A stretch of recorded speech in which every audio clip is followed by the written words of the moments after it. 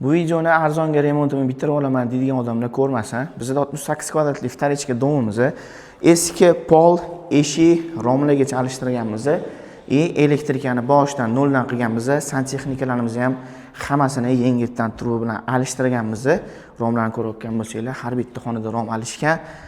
Stachkani boshidan qo'yganmiz, konditsioner tochkalarni tashlab ketganmiz, suvlarni ko'chirib, yangi suv qilganmiz. Har bitta xonaga shu etapimizga bizga $14,000 pul ketdi. Где-то kvadratiga hisoblasa $205 dan aylanyapti. O'rtacha $200 dan $300 podключ remont qilib topshiraman deydiganlar nima materialdan foydalanib bitirishyapti, bilmadim. Hozir bu yerda o'rtacha $250 dan podключ topshiradiganlarga beradigan bo'lsak, где-то $17,000 ga ishimizni, remontimizni bitish kerak edi. Lekin bizda 14,000 ga shu holatda turibdi.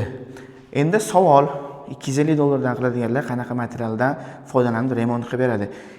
Qurilishda umuman ekonom qilish kerak emas. Santexnika, elektrika bilasizlar, interyerda eng ключевой часть hisoblanadi. Bu videoni kimga yuborib qo'yishni o'zingizlar bilasizlar.